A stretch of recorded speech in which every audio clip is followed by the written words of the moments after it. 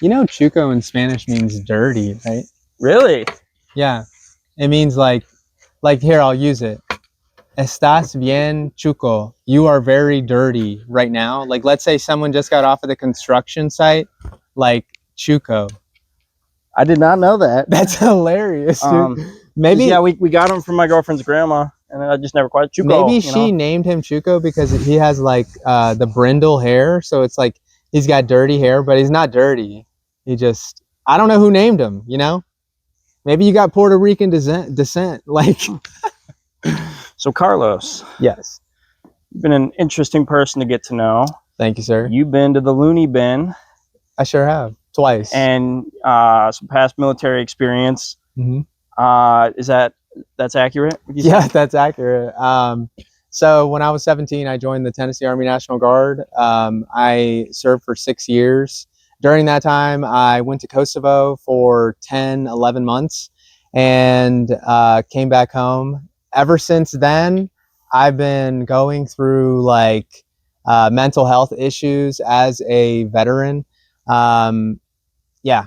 So I've been to the psych ward twice. Okay. Are you allowed to disclose which ones? So I have been to the Richmond, Virginia Commonwealth University psych ward once for 8 days in June of 2024.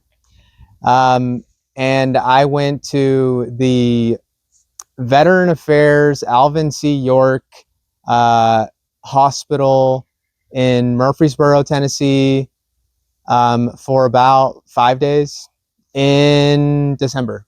Yep. Okay, it's recent. Of last year. So how long were you there? And was this volunteer or was it mandatory?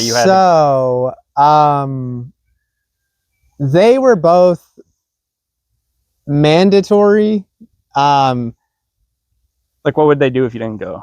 So basically, for the last one in December, I had a few friends from the Tennessee Army National Guard. They're still in. One's a pilot. The other one's a flight doctor or flight medic. They both came to my house to pick me up. They're pretty like aware of a traumatic incident that I had overseas. So they have kept up with me throughout this whole time. Are you comfortable sharing what that incident was? You don't have to.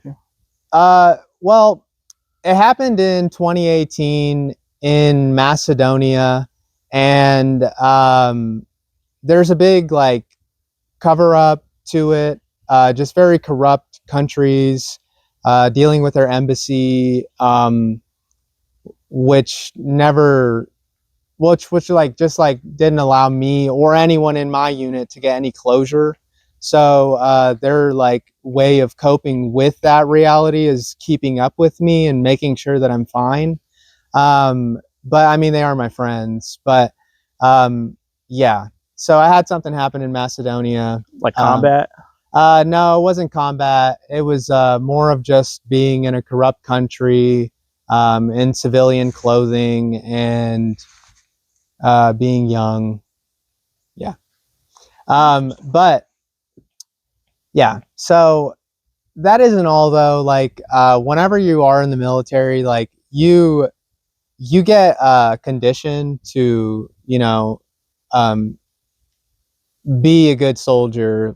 So like, that instills or like gives you PTSD in a way, because you always have someone screaming at you or like correcting you, which like leads to, having to work out or extra hours, like anytime you do something bad. So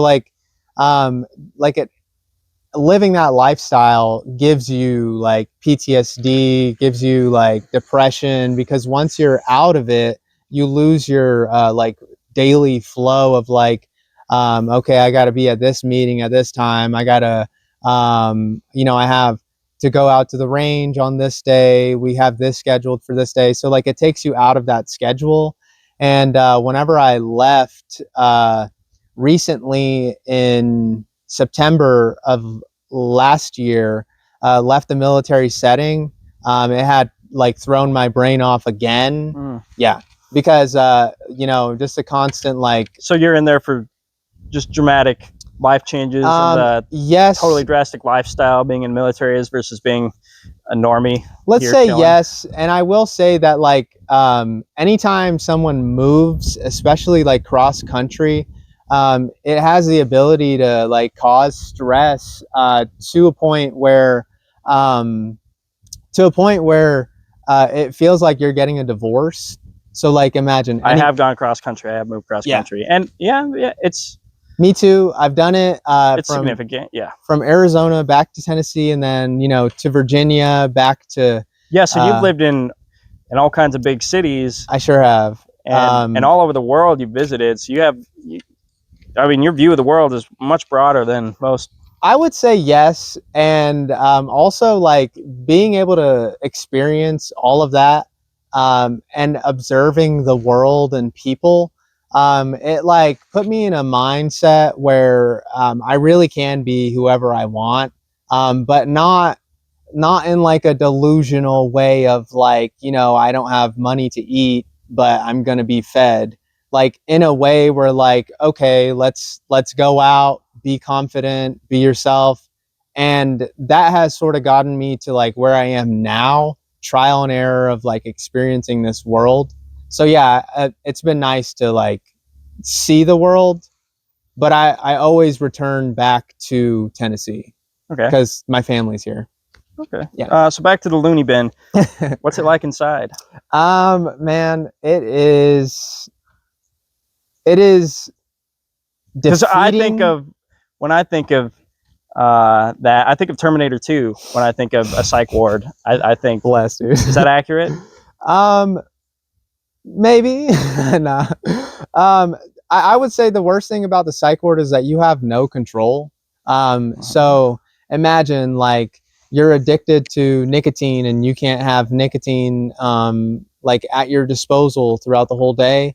You can't go out on a Friday night, Saturday night. Like you're just stuck, and everything is designed like a prison cell. So do you get to leave? Is there like outdoor space, like a courtyard? No, you're basically behind locked doors, locked windows. It's like prison, and throughout and on every door it mentions. Have you been to like, prison? No, I've never been. Okay, neither have I. But like each door will say like elopement risk, like and there's cameras everywhere. There's the glass mirror domes for like nurses to be able to see people.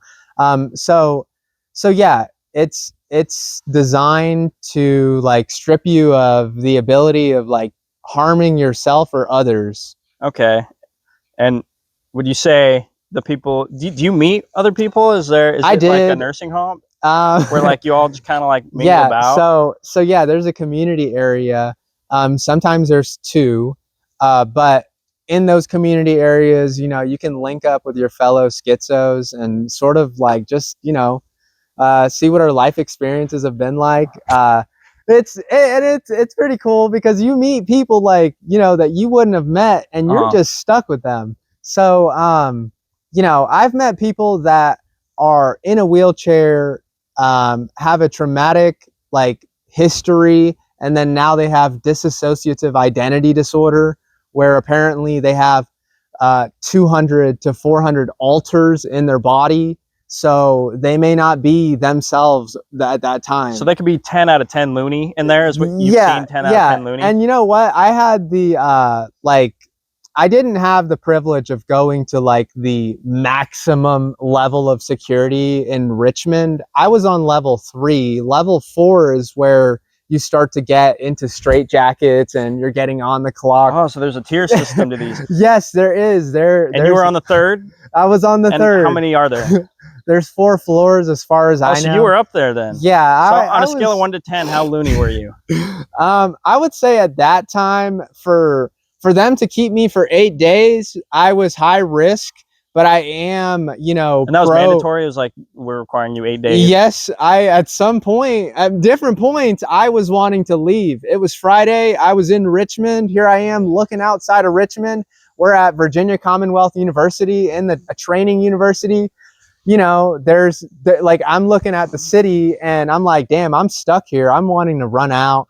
whatever it may be. And I am begging them to let me leave early, to the point where they threaten the legal team on me. Okay. And they tell me that if I want to leave, then they're going to have a lawyer come up and talk to me and like sort of explain my rights, how I'm high risk because I have weapons at home and I live alone. Okay. I have a dog, but my dog had, at that time in Virginia, had just gotten picked up by my parents because, you know, I was going to the hospital. So yeah, the people in there are very interesting, but I mean, it was cool to hang out with them. Like before I left, I gave my number out to a few people, like they wanted it, or I took their numbers. I never contacted the people at Richmond because I knew I'd be leaving the area, but I met the nicest like veterans in Murfreesboro, and I still keep in contact with some. So like on a scale of 1 to 10, you were probably like a... I would say you started there like a 5. I would say you walked in at a 5, and then the longer you're there, you felt like it got worse, or did you feel like you really benefited from each visit? So each time I went, there would be medicational changes. So and for those medications like antidepressants or whatever else it may be, you have to like wait a few days, and they want to monitor you. So like that's another thing they brought up. But this medicational change like would help sometimes dramatically, but it just took time. For things like anti-anxiety, like or sleep medication, you know, that's something that can, you know, work immediately. But yeah, I had to stay there to be monitored, and because I was high risk because I have guns, live alone, stuff like that. So like they put me up on the scale, in my opinion. But honestly, when you go to these psych wards, you can get stuck. Like if you don't comply with them, if you don't take the medicine that they're not even wanting to like review with you, like then they'll just list you as non-compliant, and you may be stuck for a few more days. So anytime you like cause an issue, you know, you could add a few more days. Interesting. Yeah. Okay. All right. So I have a question here. You mentioned briefly in our conversations, and it wasn't much, we didn't go into it often, but you said the nurses were hot. Oh my gosh. Oh bless. I hope my girlfriend doesn't see that. Yeah, the nurses in Virginia, it was a university. So imagine you have a teaching staff. Yeah, it was nice to be there for that. But in Murfreesboro, it was kind of like, you know, your everyday like nurse mom.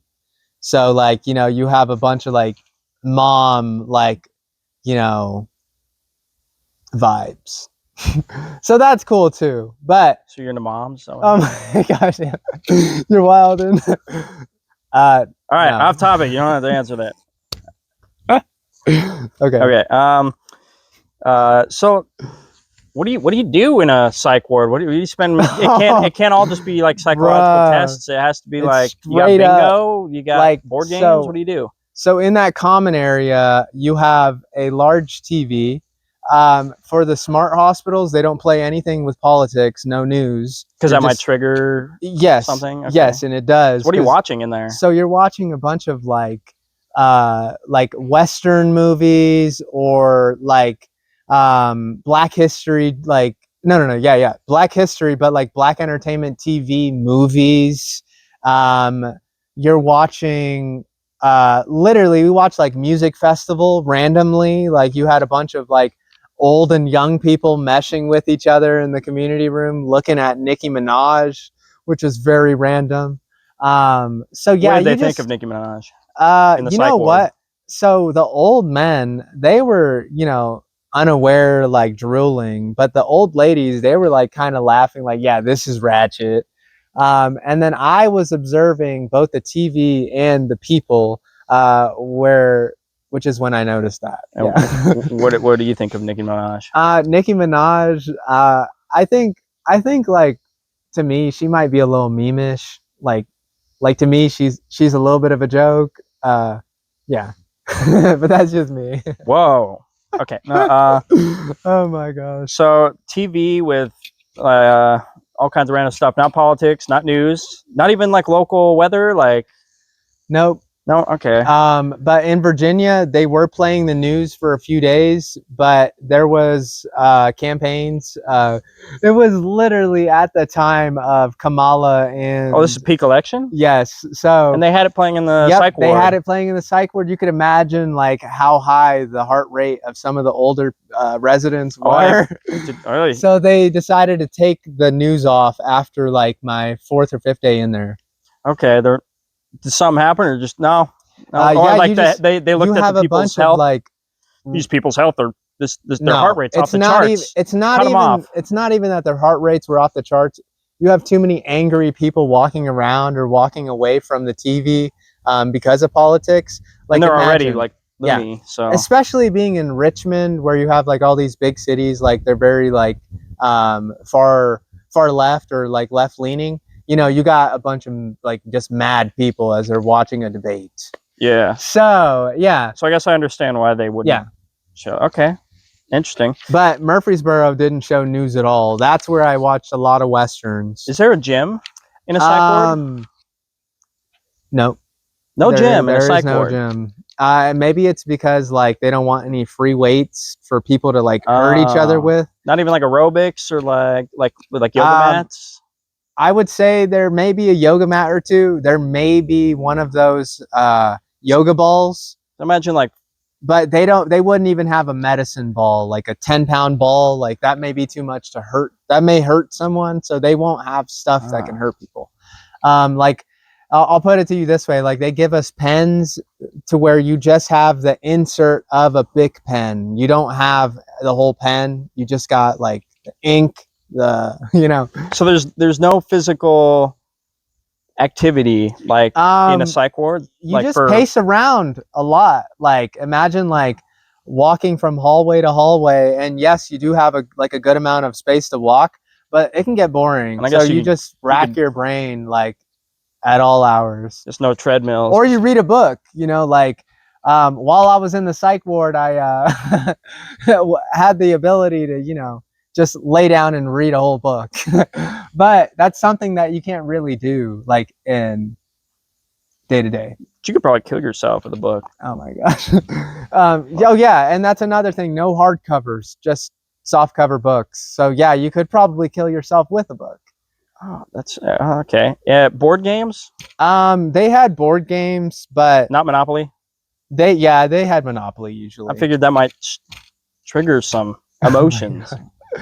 I don't know. I didn't really see people playing board games. They basically played cards. Like cards. Yeah. Okay. And yeah, they played cards or checkers. Okay, interesting. So not much to do except watch Nicki Minaj and play some literally your only options are going crazy, eating 3 meals a day. I will say the meals that they provide. Yeah, how is the food in psych wards? You can order your meal the day prior and you'll order the whole breakfast, lunch, and dinner. So if you want, you can choose to have pancakes or waffles. They'll have sausage, bacon, they'll have eggs. You can add stuff to the eggs. Like they have really good food. It's like room service? Yes. It's like you're in a freaking hotel room being pampered. It's because they're even doing your laundry because you're in, the loony bin clothes. Oh, okay, yeah, all right. That wasn't one of my questions, but yeah, what do you wear in a loony bin? So I imagine you're on level 4, peak loony level. That's they're probably they're straitjacketed. Either straitjacketed or possibly stripped of all their clothing. But you weren't that. Yeah. Standard is no shoelaces, nothing that can hurt yourself. No, maybe even no zippers. No, I think zippers. But everyone had scrubs, like the patient scrubs. But some people had family visit. They drop off like house shoes or a sweater, and as long as they took out that shoelace for the sweater, or shoelaces on any shoes, then they could wear that. Okay, Or interesting. shoelaces for like basketball shorts or something. Yeah. But I just wore the scrubs. Okay, and this ain't free. No, it ain't free. So how much is you have past military experience? So the government paid for your psychiatric Sure did. visits. I am a disabled veteran, and they covered the cost for both visits. It's a little easier when they're doing it at a veteran affairs hospital. That is more internal, so I never saw the bill. But for something like a university, so Virginia Commonwealth University or like Vanderbilt University, like a teaching hospital, it would be around $26,000. That's not including the ambulance ride. I was living in a rural town, so my ambulance ride was around an hour to 2 hours. That came out to $3,600, and Veteran Affairs covered it. Wow. Yeah. So if you, that's $30,000 for a week in a loony bin. Yeah, and they wanted me to stay longer. They wanted you to. Was it mandatory that you stayed longer? No, or? it wasn't. They were getting at the. They were. So I told you I had wanted to leave, and they were. And how'd you do it? Were you like, get me out of here? Like, no, I didn't. So I'm actually pretty compliant. Maybe it has to do with being institutionalized in the military. So if they handed me medicine or if they handed me food, I would eat it, drink it.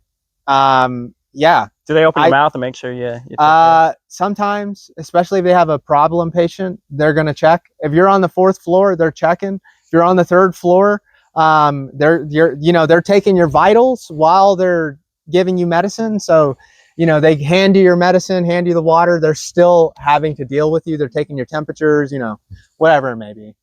Interesting. Yeah. So how would you describe the lower levels of a psychiatric facility? I would say that most people that are at a psych ward are not crazy. They just want to die. So like met a lot of mothers. Oh, like they're suicidal thoughts. That's the biggest reason they're in there. Or even like, creating a plan, or someone seeing them like enacting something. All it takes is someone bringing you into the hospital. Once you're there, it depends on how compliant or non-compliant you are. You could end up at a jail that day because your friend brought you to the hospital and you are saying, heck no, I'm not going into the psych ward. You can go kick rocks, whatever it may be. You'll go to jail because now you're, assaulting staff by, getting their hands off of you or whatever it may be. So yeah, most people, they're fine. They're not crazy. They're going through something like postpartum depression, or they're depressed as heck, or they have PTSD, and they are drinking so much that they accidentally, pull the trigger and they find out their gun jammed. They get stuck at a place like a psych ward, stuff like that. Yeah. So when we first met, your opening line was, "Hi, my name's Carlos, and I've been to a psych ward." My question to you is, do you feel judged by having gone to a psych ward? So I kind of feel like going to a psych ward is a privilege. There's not that many people that can take 8 days or 4 days, 5 days and go to a psych ward. And let me tell you, I lost my first job, the job in Virginia, because I had those 8 days, and then I was on medicine, and then I have the health examiner of the government, telling me, hey, we need a list of your medications. We got to make sure you can drive. We got to make sure you can get to work. We got to make sure you're not whatever. So, I'm sorry, what was your question, Sam? I said, do you feel judged by having gone to one? When you talk to people? I don't know if I feel judged. I feel like, and that takes me back to, it's a privilege to go.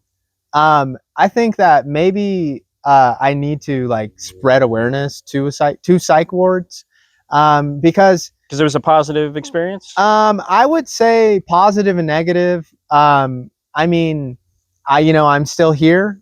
I want to live now, so that's positive. But it definitely did take like lifestyle changes. I stopped taking medicine that they were requiring me to take. I decided to get baptized. I decided to like get back in the Word. Like, there's so many things that I had to change in order to get back here. I had to lose my job and like have to come back home to Tennessee. So yeah, uh, it's I'm not embarrassed by it. I would say that like the experience itself very humbling to like have no control in one of those settings. So I'm not embarrassed of it. I'd be more embarrassed of like jail or prison. Really? I would say, yeah. But I would I say feel like that most people wouldn't be embarrassed. It seems like a point of pride, Like, Bro. gentlemen, if you want a girlfriend out there, it's so easy. If you want a girlfriend, it's the easiest thing ever. What you want to do, gentlemen, write this down. It's pretty simple, but you want to write it down. You want to break the law, not too much, but you want to break it. You want to spend a few years in prison. and then is that the key? That's it, Bruh. Well, bro. They'd be climbing all over you, dude. That's all it takes. All right. Nah, dude. You So, start listing off your charges and like, yeah, no. Are there any misconceptions about psychiatric wards that you would like to address? Something that the Let's people need to see. know. Hey, So this is a myth. All right.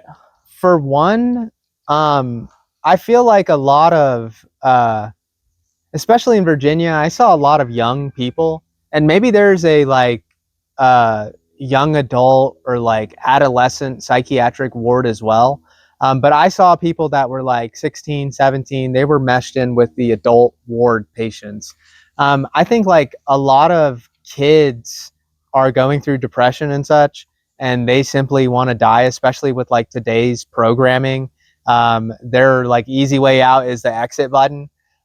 So like for any parents that are experiencing like their child experiencing that, like first of all, let them get that help and get that out of the way so that they can move on from that. Because like how many young adults commit suicide every day? It's probably like a few every second. So what I'm saying is that like the misconception You can fact check that. How many people die a day Yeah. for suicide? Well, I mean, I know that every day 22 veterans commit suicide, and the number used to be higher. So So they're doing something right. The misconception that I wanted to get at was like, don't be scared to get help, because your other option is going through with whatever your like dumb option is, which is to. Were there a lot of young people in the psych wards? I would say yes. What was the youngest? I think the youngest person I saw was possibly like 16, 17. Like, and why were they in there? I believe like the evidence of cutting themselves, which so led suicide. to like the parents thinking they're suicidal, and then they end up there, and they didn't want to be there either. I saw them get visited by their family. So that was the youngest.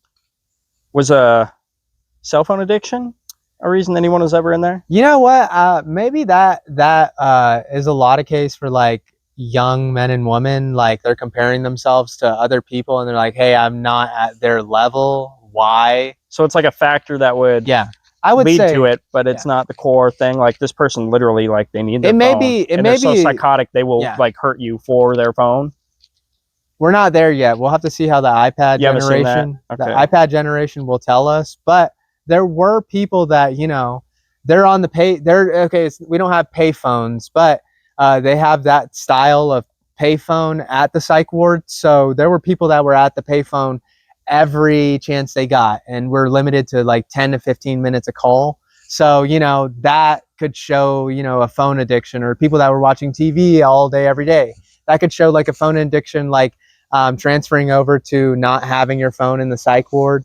But I would say that like maybe that led some people there, but also like, you know, lifestyle and like programming or like intake of music and movies and like whatever else. And are there any other fun facts about psych wards you'd like to share? Any deep dark secrets maybe? I saw a lot of people that have aged out of their family. They have no one else. They're the last person. Their mom and dad died. They're age 76. So they have no one else. And they have no one to advocate for them. And they get stuck in a psych ward. It could be for 3 months. It could be for a whole year. Or they could get transferred over somewhere else. But they're at an age where they're suicidal. They have no one else. They're drinking. They're spending all their time alone. And they end up in the psych ward and they can't get out. They have no one to advocate for them. They are lost in the system. And that was wild for me to see, because imagine like that happening to like us.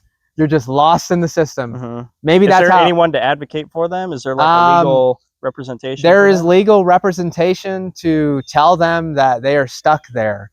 There's legal representation. But there's no one to fight for them? Nope. And imagine they're old, unaware, and they're screaming at the nurses, and they're like telling people to like, they're waking up with dementia. Like they're waking up, they already have dementia, but they're waking up and they're like, yo, where the freak am I? Groundhog's Day in a sense. Yeah, it can be like that. I've seen people stuck, and I wonder about them. And I have their number in a notebook. But yeah, I wonder about them, like the people stuck. And there's not really no system in place to help them. I don't think so. Okay. Yeah, no. Well, I'm really glad we got to end this on a glad note. Me too, Sam. It was an honor. Great interview. Thank you.